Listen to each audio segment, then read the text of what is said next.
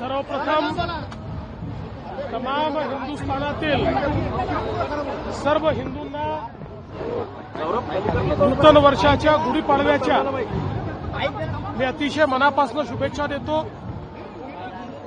आजचा दिवस आपण सगळे साजरा करतो आणि नागपूरमध्ये ही अतिशय चांगली शोभायात्रा संदीपजी आणि सर्व आमचे मित्र या ठिकाणी काढतात।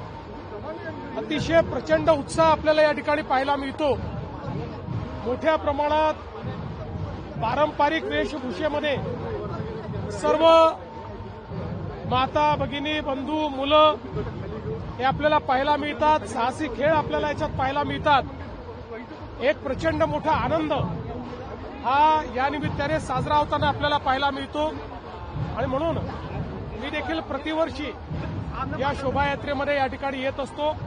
आजही आपण पाहू शकता याची जी भव्यता आहे ती कशा पद्धतीनं लोकांचा उत्साह आहे तो उत्साह आपल्याला पाहायला मिळतोय।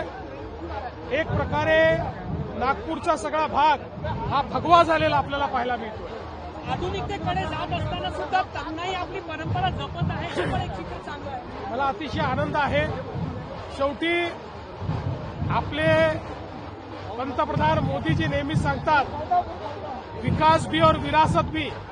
ही विरासत म्हणजे आपली संस्कृती आहे। त्यामुळे आधुनिकता जवळ करायची आहे पण जे आपलं मूळ आहे जी आपली संस्कृती आहे ती मात्र आपल्याला जतन करून ठेवायची। नवीन वर्षाचा काय संकल्प आहे? नवीन वर्षाचा संकल्प हा एकच आहे, आपल्या महाराष्ट्राला पुढे न्यायचंय।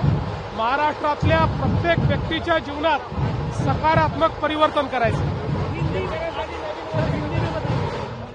देखिए मुझे बहुत खुशी है कि आज हिंदू नववर्ष पर गुड़ी पाड़वा के इस पवित्र दिन पर मैं इस शोभा यात्रा में उपस्थित हूं।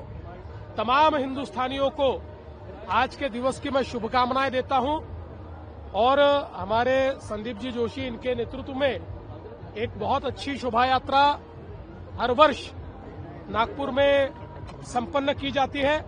आप देख सकते हैं जो उत्साह है नागपुर भगवा हो गया है और साथ साथ पारंपरिक वेशभूषा में हमारे सभी आयु के लोग इसमें शामिल है और एक बहुत सुंदर इस प्रकार का ये दृश्य हम सब लोग मिलकर यहाँ पर देख सकते हैं। आता जर कर्जमाफी ऑलरेडी जाहीर केली आहे तर चांगलं गेलं पाहिजे पण संकट येत असतात एवढंच आहे। संकटामध्ये ईश्वरी पाठीशी आहे आणि ईश्वराच्या आशीर्वादाने आम्ही पाठीशी आहोत। केंद्र ने एडवाइजरी जाहिर की है एलपीजी को लेकर, क्या कहेंगे? नहीं अभी जो कल तक थी वो मुझे मालूम है, आज कोई जाहिर की होगी तो देख के बताऊंगा।